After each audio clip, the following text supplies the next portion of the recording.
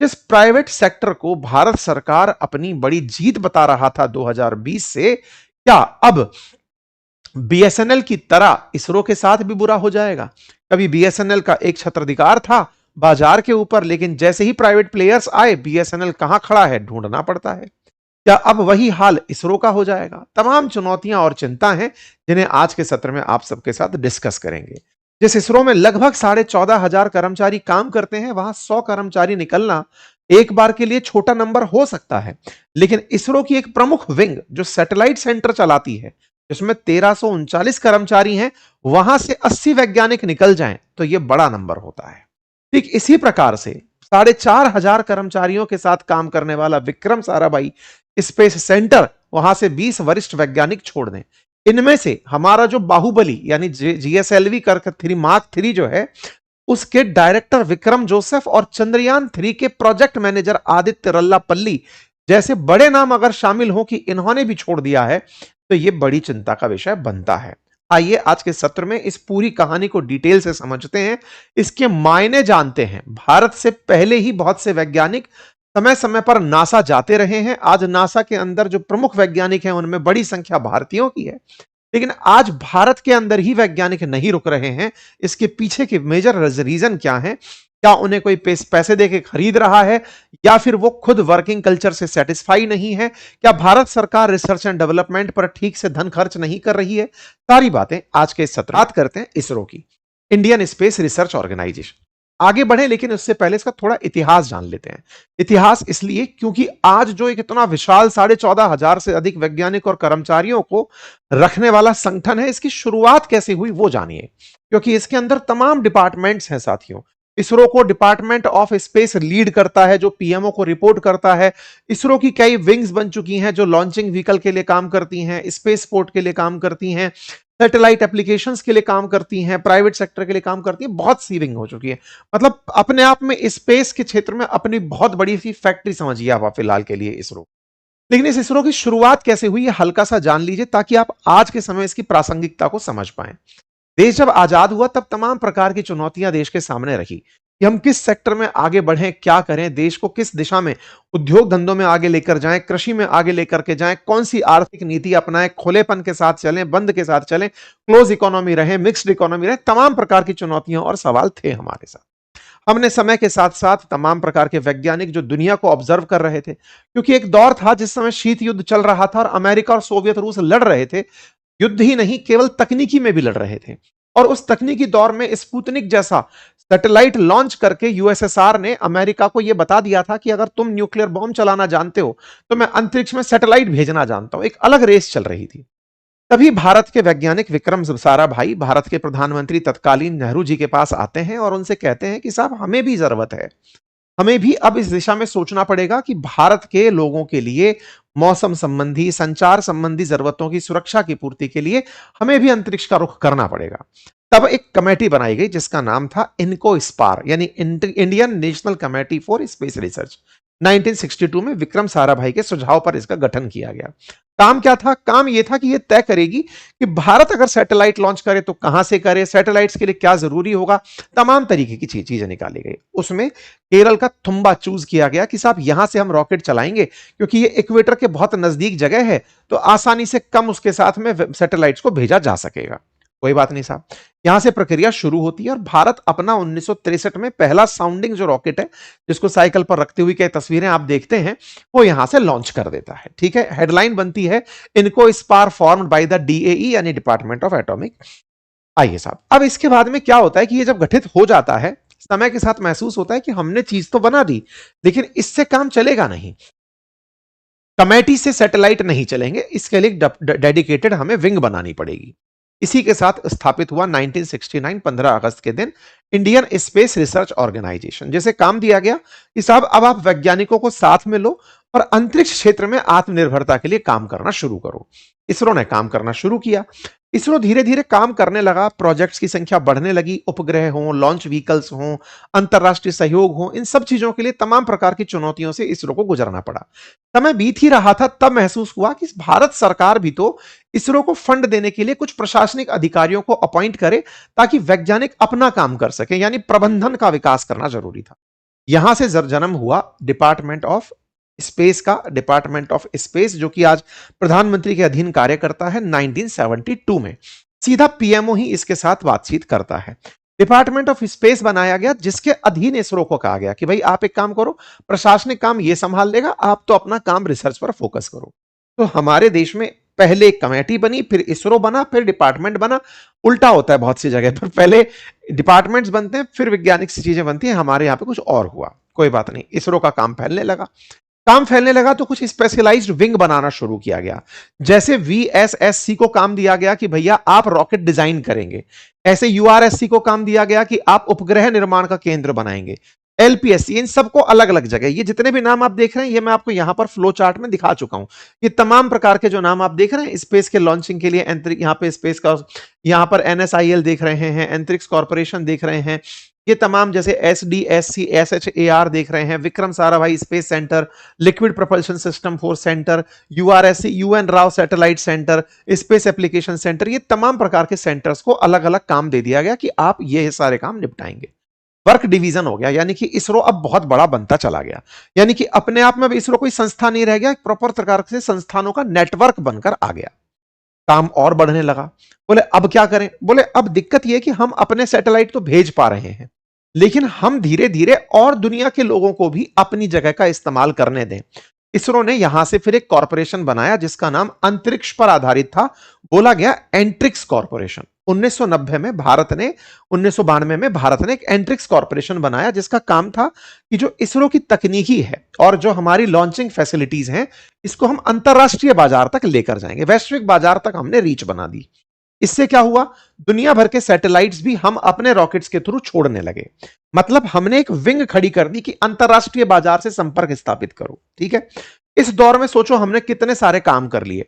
हमने launch vehicle develop किए, हमने कम्युनिकेशन ब्रॉडकास्टिंग कर ली, हमने अर्थ ऑब्जर्वेशनरी सैटेलाइट्स बना ली, हमने गगनयान हमने चंद्रयान 1 2008 में भेज दिया, हमने बहुत कुछ, हमने जीएसएलवी बना लिया, हमने पीएसएलवी बना लिया, हमने नाविक लॉन्च कर दिया, हमने तमाम वो कारनामे कर दिए जिनके लिए भारत का आज दुनिया लोहा मानती है। 2013 में हमने मंगलयान भेज दिया, 2019 में हमने चंद्रयान 2 भेज दिया। भारत ने तमाम प्रकार की उपलब्धियां इस दौर के अंदर अर्जित कर ली। अब क्या होता है? अब धीरे धीरे देखिए आप अंतरराष्ट्रीय बाजार के संपर्क में भी आ गए। आपने बहुत बार सुना होगा बहुत से दुनिया के सैटेलाइट भारत अब छोड़ता है, उसके हम बढ़िया पैसे लेते हैं। लेकिन अचानक इस बीच में 2010 के अंदर अमेरिका ने एक नया खेल खेला। क्या खेला? नासा बहुत आगे चल रहा है, इसरो से बहुत आगे है नासा। नासा ने अब अर्थ के चारों तरफ का जो ऑर्बिट है वो छोड़ ही दिया है।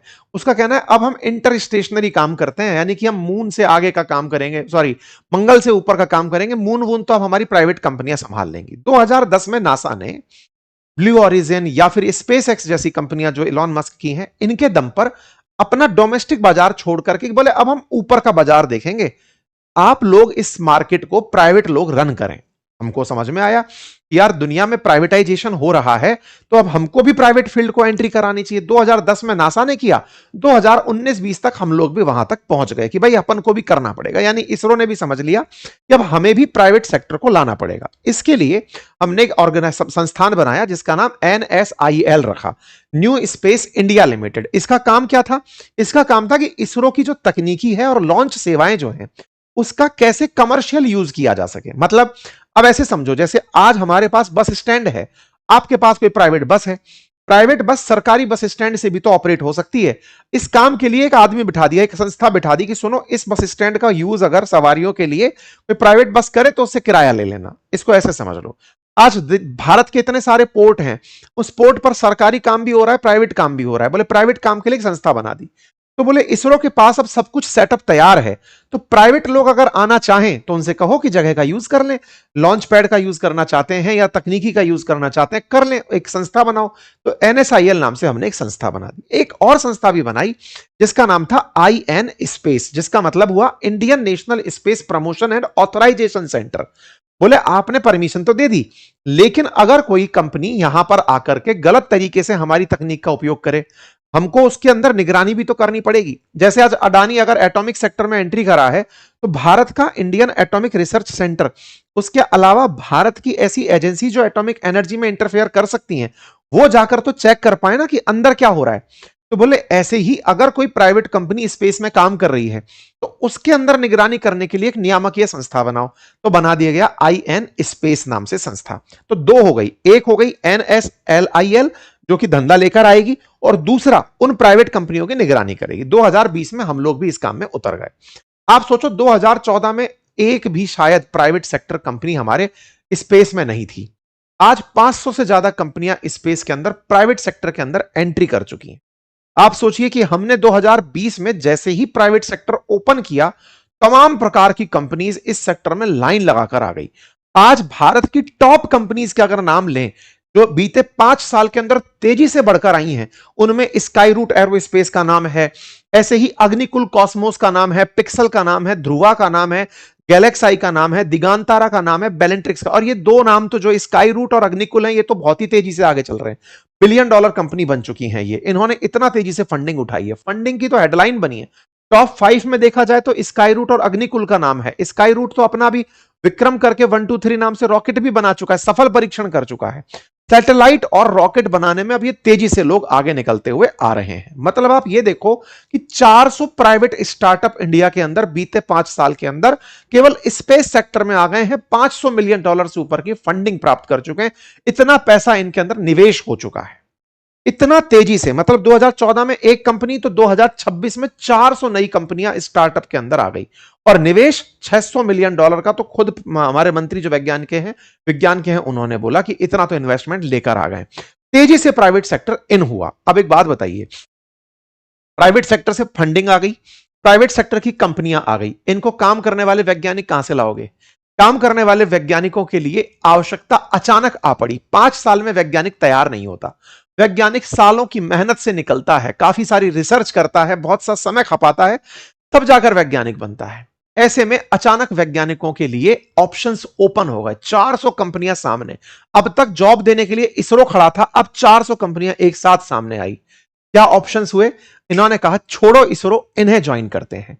और अचानक ब्रेन ड्रेन होना शुरू हुआ। जी हां साथियों, ये जो आप खबर सुन रहे हैं ना, 100 से अधिक वैज्ञानिक अचानक छोड़ निकल गए इन दिनों। इनमें से अधिकांश ने जाकर इन प्राइवेट कंपनीज को ज्वाइन कर लिया। अब आप पूछेंगे क्यों कर लिया, देशद्रोही हो गए क्या? नहीं। जहां जैसे आज मैं सरकारी नौकरी छोड़ के अपना काम कर रहा हूं, बढ़िया गजेटेड ऑफिसर, अशोक स्तंभ कंधे पे लगाकर रखने वाला व्यक्ति, आज अपने काम में मैं अपनी आजादी पाता हूं और अपनी बातें खुल के रख पाता हूं, और अपनी एक छोटी सी टीम भी चला पाता हूं। देश के कर में भी योगदान दे रहा हूं और अपनी तरफ से कंट्रीब्यूट अपनी खुशी के लिए भी कर रहा हूं। ऐसे ही इन लोगों ने सोचा कि हम तो वैज्ञानिक हैं ही, वैज्ञानिक होने के नाम पर अगर हम प्राइवेट सेक्टर के साथ जाकर के अगर अंतरिक्ष में सैटेलाइट भेजते हैं, काम तो हमारे वैज्ञानिक होने का ही है, देश छोड़कर तो नहीं गए। इसरो से हम बाहर आ गए, और इस तरह से इसरो से वैज्ञानिकों का निकलना शुरू हो गया। इतना तेजी से निकले कि इन वैज्ञानिकों ने कई अहम प्रोजेक्ट छोड़ दिए, यानी कि चंद्रयान 3 तक का जो लीडरशिप था वो तक छोड़ दिया। अब ये तो चुनौतीपूर्ण है कि साहब आप बीच में काम छोड़कर चले गए, अचानक छोड़कर चले गए, आपके पास सारी जिम्मेदारी थी, आप ही प्रोजेक्ट मैनेजर थे, सारी की जानकारी आपके पास थी, आप निकल लिए। यहां से एक चिंता और बनी। चिंता यह बनी कि अगर दुश्मन देश किसी भारत की प्राइवेट कंपनी में फंडिंग करवा दे और उनसे कहे कि सारे के सारे वैज्ञानिकों को तोड़ के इधर ले आओ, मुंह मांगा पैसा दे दो, आपका तो पूरा अंतरिक्ष प्रोग्राम रखा रह जाएगा। आप विचार करिए, आज 400 कंपनी है और उनको फंडिंग के दम पर सारा काम हो रहा है। फंडिंग के नाम पर वो तमाम प्रकार के लोगों को तोड़ रही हैं। आज इसरो में एक आम वैज्ञानिक की तनख्वाह 2.5 लाख रुपए। एक बार बड़ी चर्चा बनी थी, देश के जो मतलब इसरो के चीफ साइंटिस्ट हैं उनकी तनख्वाह 2.5 लाख रुपए थी, और हमारे देश के अंदर हम जैसी जो छोटी कंपनियां काम कर रही हैं उनके पास ही लाख लाख रुपए के तो कई कर्मचारी होते हैं। इसका मतलब सोचिए कि अचानक 2.5 लाख रुपए सुर्खी बन गया था कि इतना बड़ा काम करने वाली संस्थान और तनख्वाह के नाम पर कुछ नहीं। वहीं पर किसी को अचानक 2.5 करोड़ रुपए ऑफर कर दिए जाएं कि साहब आओ आप इधर। होता है आज प्राइवेट सेक्टर में, आप कोचिंग सेक्टर उठाकर देखिए, 1 करोड़ से ऊपर तनख्वाह पाने वाले कोटा में ही कम से कम 100 से ऊपर टीचर होंगे। हमारे देश के अंदर करोड़ों रुपए कमाने वाले डॉक्टर्स मिल जाएंगे, इंजीनियर्स मिल जाएंगे, लॉयर्स मिल जाएंगे, लेकिन वही जब सरकार के साथ काम करते हैं तो उनकी तनख्वाहों में एक कैप लग जाता है। तो ऐसे में आपने बहुत से बार डॉक्टरों को सुना होगा कि सरकारी डॉक्टर थे, छोड़ दिया अस्पताल और बाहर जाकर के प्राइवेट प्रैक्टिस करते हैं, या प्राइवेट अस्पताल खोल लिया या प्राइवेट अस्पताल में चले गए। बिल्कुल वही इसरो के साथ हुआ, और इसरो के केस में बड़ी संख्या में वैज्ञानिक निकल निकल कर इन्हें ज्वाइन करना शुरू कर दिए। एक तरफ भारत सरकार 1000 करोड़ रुपए का स्टार्टअप फंड लाती है कि आओ हम स्टार्टअप्स को पैसा देंगे, वही स्टार्टअप्स वैज्ञानिकों के नाम पर उन्हीं इसरो के वैज्ञानिकों को ले आते हैं, तो फिर तो सर ये तो जीरो सम गेम हो गया। वहां पर भी तो काम ही कर रहे थे, यहां पर भी काम करेंगे, हमारा काम वहीं की वहीं रह गया, हम ग्रो कैसे किए। देखिए अपॉर्चुनिटीज नहीं बनी तो अब हो सकता है आने वाले समय में तमाम प्रकार की आईआईटीज के अंदर, इंडियन इंस्टीट्यूट्स ऑफ साइंसेज के अंदर, एरोस्पेस के अंदर डिमांड बहुत तेजी से बढ़े, क्योंकि अब उन्हें जरूरत पड़ेगी इन लोगों की। और ऐसे में इसरो को भी अगर टैलेंट को रोकना है तो तनख्वाह बढ़ाना पड़ेगा। माहौल तो अब कॉम्पिटिटिव बनेगा, लेकिन सरकारी काम तो सरकार की तरह चलता है, सरकार का तो डंडा होता है। अब सरकार ने यहां पर अपना डंडा चला दिया है, हमें बिना बताए नहीं जाओगे। अब सरकारी सेवाओं में ऐसी चीजें तो लिखी जाती नहीं है, तो नोटिस पीरियड का सिस्टम डाल दिया गया कि 3 महीने पहले बताना पड़ेगा, छोड़ने से पहले अपने सीनियर को प्रोजेक्ट हैंडओवर करना पड़ेगा या साथ वाले को समझाना पड़ेगा, तब जाओगे। एक बड़ी उछल कूद का सा माहौल इसरो के अंदर इस समय बन गया है। लेकिन चुनौती पैरेलली चली आ रही है, वो ये कि क्या इस खेल में कोई और तो आकर इन्वॉल्व नहीं हो गया है। क्योंकि अल्टीमेटली हमारे देश के अंदर प्राइवेट सेक्टर अच्छा करे ये सब चाहते हैं, लेकिन वैज्ञानिक छोड़कर उधर चले जाएं और किसी का इल इंटेंशन इसके पीछे जुड़ जाए तो ये अपने आप में एक और बड़ी चुनौती बन सकती है। फिलहाल इसे ब्रेन ड्रेन से ही जोड़कर देखा जा रहा है। आप ऐसे समझकर देखिए कि आज भारत से विदेश में शिक्षा प्राप्त करने के लिए अगर भारत में कोई एक विदेशी शिक्षा लेने आता है तो भारत से 25 भारतीय विदेश में शिक्षा लेने जाते हैं। यानी बड़ी संख्या में भारतीयों का पलायन ऑलरेडी एक बड़ा मुद्दा रहा है। भारत के डॉक्टर, नर्सेज तमाम विकसित राष्ट्रों के अंदर जाकर के जॉब कर रहे हैं। रीजन सिंपल है, क्योंकि हमारे यहां पर रिसर्च को एडमायरेशन नहीं है, तारीफें नहीं है, तनख्वाहें नहीं है। सीधी सी बात यह है, भारत के अंदर जितने भी रिसर्चर्स हैं उन्हें रिसर्च के नाम पर रोजगार की तलाश रहती है। हमारे सोमनाथ जी को ही देख लीजिए, जिनको आपने इसरो के तमाम प्रोजेक्ट्स के साथ जुड़ा देखा हो। हाल ही में इन्होंने भी जाकर के अग्निकुल ज्वाइन कर लिया है, प्राइवेट सेक्टर की कंपनी को ज्वाइन कर लिया है। आप रिटायर हो चुके थे, लेकिन आफ्टर रिटायरमेंट आपने अगर अपने आप की टैलेंट के लिए कोई बेहतर जगह पाई तो वो एक प्राइवेट कंपनी को पाई। ये बड़ी हेडलाइन बनकर के निकल आई। कुल मिलाकर जब आप गए हैं तो आप भी बताए होंगे वहां पर कि सुनो ये 5 वैज्ञानिक हैं, इन्हें ले लो, इनसे आपका काम चलने लगेगा। ऐसे ही होता है टैलेंट की पोचिंग, और वो यहां पर होना शुरू हो गया है। ऐसी स्थिति में आने वाला समय कैसा होगा ये बड़ा चुनौतीपूर्ण है, क्योंकि हमारे देश के अंदर एक बड़ी चुनौती ब्रेन ड्रेन बनी हुई है। क्योंकि सरकार ना तो रिसर्च एंड डेवलपमेंट पर कोई बड़ा पैसा खर्च करती है, और ना ही रिसर्चर्स को इस बात की संतुष्टि देती है कि आप काम करते रहो, एक दिन आपको कुछ ना कुछ बढ़िया मिल जाए।